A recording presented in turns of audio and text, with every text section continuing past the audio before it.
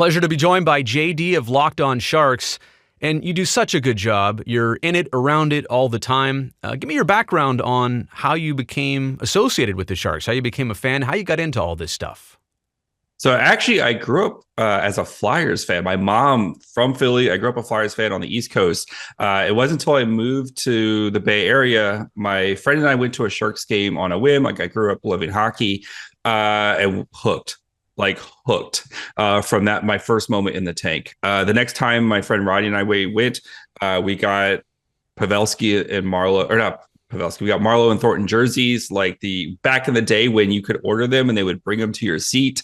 Like we were hooked, and from then on, watching Marlowe and Thornton do their thing, that's what kind of got me hooked. And lucky enough, I was able to kind of start being a content creator, contributor. I don't know what you want to call us nowadays, but like I started working for Fear the Fin back in the 2018-19 season. So I got that last ride of the Sharks before everything kind of turned into what they are now.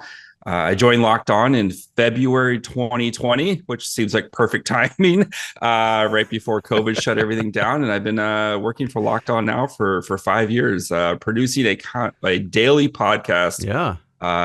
Your team every day. I was going to get into your work in just a second, but I'm so distracted by all the rally rags you have behind you. And in fact, I can almost remember every single one, like the game, the date, the occasion, why they made it. So you're a collector, I see too, huh? Some of these are games I've been to. Some of these I've gotten lucky where listeners have sent me some of their, like I got actually a big box from like a listener with like some of his rallies. Yeah. But yeah, it's I think it reminds you of the good days and what we're working towards right now. Right. Yes. It's a great point. The duck hunt one specifically, that one stands out. The old Anaheim-San Jose matchup. So just tell me, JD, about Locked On Sharks. Now, I know it's part of a bigger Locked On network of teams and different leagues and sports, but in terms of what you're doing, I mean, it really is a day-to-day basis. Yeah, it is from September through July. 5 episodes a week minimum, Monday through Friday. The big thing, our founder, David Locke, who's actually the voice of the Utah Jazz, his big thing is, right, you watch SportsCenter, you watch whatever, and you're like, I hope they talk about my team for 30 seconds, right? And especially if you're a small market team or a niche sport, and you're not like the Cowboys or the Yankees or one of these teams, you're like, I hope they talk about my team for 30 seconds. What if there was a place I could go every day, they talk just about my team, and it was from a fan of the team. And that's where Locked On was born. The NHL's one started in the 2019-2020 season. They started with basketball, of course, and it's continued to expand. Now we have all 4 major sports. We have college. We have prospects. Like whatever you want, Locked On has got you covered there. It's awesome. And I feel like every content creator or group that I've talked to so far surrounding the Sharks, they all do something really well. They have their thing, their niche. They know how to attach their audience. And JD, I think the best thing you do is you keep Sharks fans up to date on all the pipeline prospects and all the young players coming up. And look, I mean, this is the perfect time to be doing that, but I felt like you have been doing that even before the pipeline was as thick as it is right now. So Why did you take that angle? Why have you always been about that angle? I think especially since, the last run, the 2018-2019 season, right? And it's been very much like one question I always keep, what does that next great Sharks team look like? And you look at how successful teams are built. It's usually through draft and development, right? You look at, Tampa Bay, you look at Colorado, you look at like all these teams where the foundation of their core is guys that they drafted high, developed and stuff. And I think that's a big thing to kind of keep in mind is, yes, teams can retool on the fly, but the most successful teams, and a term I use constantly on my show is sustainable success, right? That long-term sustainable success. Those teams are built through the pipeline. And growing up, I didn't care about like prospects and stuff like that because, again, like I followed the Sharks that were always winning. Like I was a big fan of like we'll worry about Eric that later. Future me will worry about that. But now we're getting to that point where it's like, okay, like if you want to build that great next Sharks team, you have to do it through the draft. You have to develop these players. And I think that's what's so fun is just thinking about what that next wave of players is going to look like and what that next great Sharks team is going to be, right? We don't want to be the flash in the pan team that like the Kraken, right? They made the playoffs a couple seasons ago. Right. And now they've just been kind of in that kind of creamy middle type of team. You want to be that team that is in it again, like we were before, where you're in it every year. You're trying to win it every year and you have a sustainable way to be that team. Do you think because you've followed this team and you've covered this team from since the times were good, that it makes it easier for you to see and understand how this franchise can get back? Because I assume that there's a certain amount of your viewers and listeners who weren't part of that. They're maybe relatively new to this and we're 5, maybe 6 years without the playoffs. So there are some fans who don't even know the glory that you're talking about and trying to get back to. Yeah, the Sharks were good? Question mark. Yeah. Yes. Yeah, I think there is a part of that, and you do try to. Like, I think that's where you kind of like try to bridge the gap of like, hey, like it wasn't that long ago. Like we had all these great players that were, we drafted and developed Pavelski, we drafted and developed Marlowe, we drafted and developed Couture and Hurdle, and all these guys, and we made some smart. Yeah, we made some smart moves, of course, getting Thornton and whoever else, but like. A lot of those guys were in-house type of guys. And again, that's what we're trying to build here is that sustainable success of guys that you drafted in-house, that you acquired when they were prospects and building towards that next team. Well, let's get into the weeds here in our final couple minutes of this chat about just the headlines and the big things you're watching in terms of the prospects. Again, all of this away from Smith and Celebrini because there's a lot of people that could easily have that conversation. You could too, but let's go deeper than that. What are some of the biggest things and headlines that you want to point out from the youngest people in this pipeline?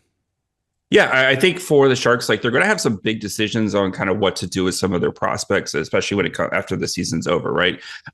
We know like Quentin Musty, who's had a weird season this year with Sudbury. Right. He's going to be in the AHL next year, and that's where he needs to be. A guy who's always been bigger, stronger, faster than the kids he's playing against. He's going to need some of that time in the AHL, but I think after he's probably going to get, a little bit of a learning out process, but I think he's going to have a great season next year. Sam Dickinson is the big question I have because he is like dominating the OHL.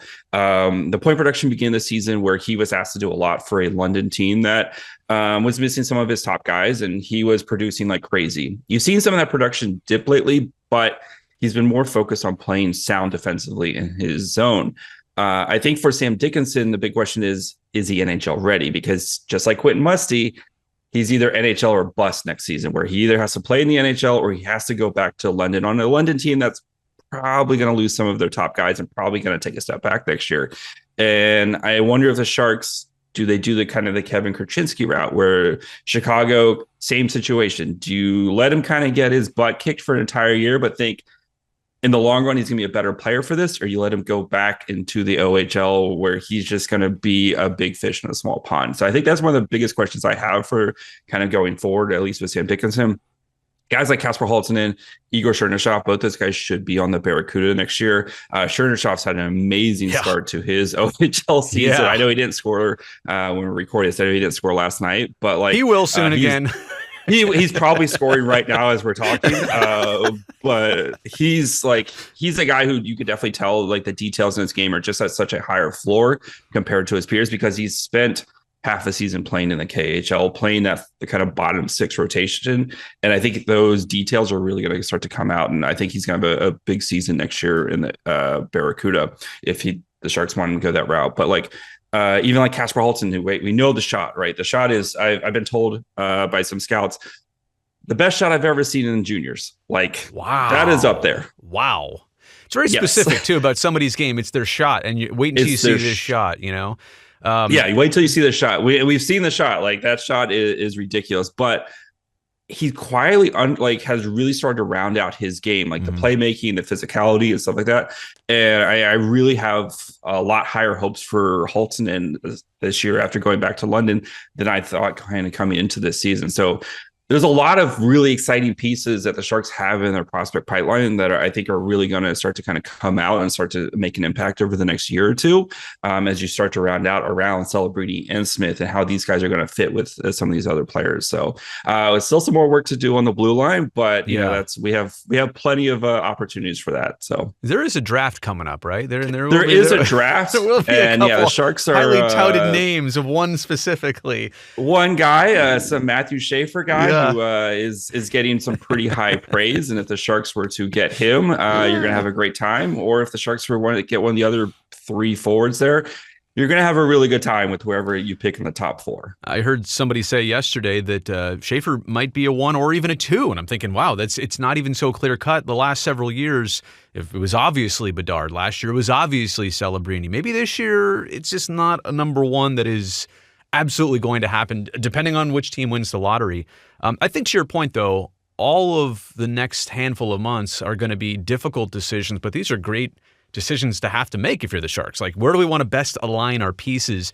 I'll tell you what, that Barracuda team, fun this year to watch. I think they should, and I've been saying this to everybody, they should stack the deck this year at the end. All the bubble players, bring them back, have the Cuda make a great playoff run, have Askey there, Cagnoni there, Colin Graff there, Mukhamadullin there.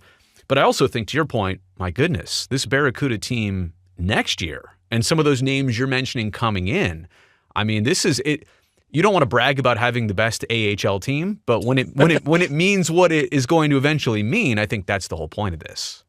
Yeah, it's not like it's an AHL team that's going to be, a bunch of veteran guys or something like that. Like, these guys are going to be Sharks guys within the next year or so. Yeah. And you have Phil Beestead, who's had, a little bit of an up and down season, but like, if he's going to be your 3C, like, you're feeling really good about where you're sitting. And, Luca Cagnoni, who I've loved way back into his, draft year. The Sharks absolutely got a steal with him in the 4th round at pick 123.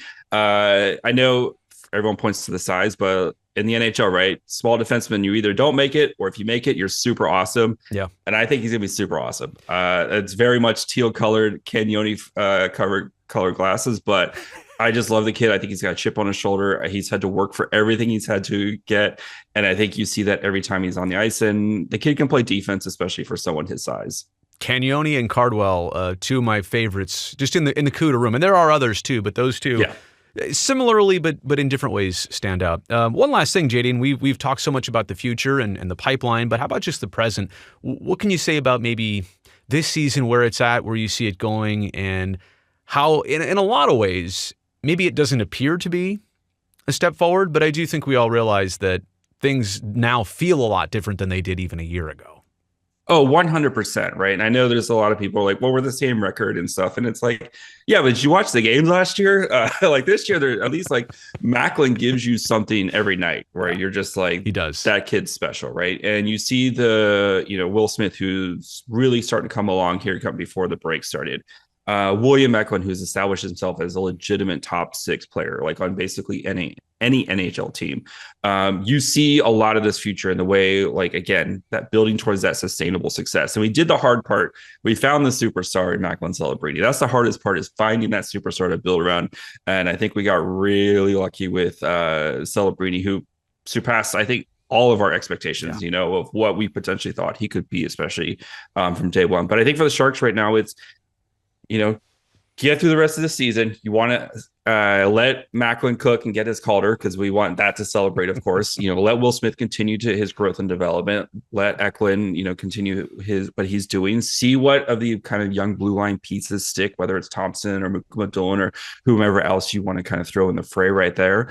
But I think for the Sharks, like, yeah, of course, they're probably going to be a top 3 pick in this draft, most likely top 2, but that's fine. Right. This is probably going to be your last super high pick. And the next year we start to enter the fun, frisky phase of, like, getting off the mat. Can we be like that kind of 8 through 12 pick? I don't want to say a playoff bubble team, but just be a fun, frisky team. That team, like the Sabres from a couple years ago, right? Or even you can kind of look at like the Ducks this year, where they're just kind of that fun, frisky team. They're more competitive night in. You're starting to see some of those games that end up being losses turn into wins. The Sharks have had way too many of those games where it feels like we might win this game, and then all of a sudden you lose it. So, I think though, like Mike Greer and Ryan Warsofsky have this team head in the right direction.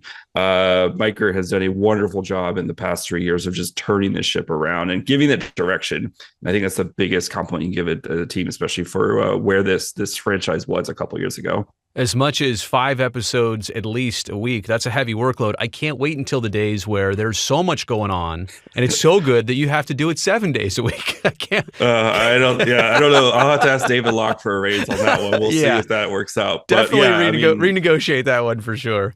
Definitely. I'll work on that one. I'll just play this clip. That's all I need right there. There you go. No, this was great, and we'll catch up with you again soon. It's Locked On Sharks, and JD, I can't wait to chat with you again down the road.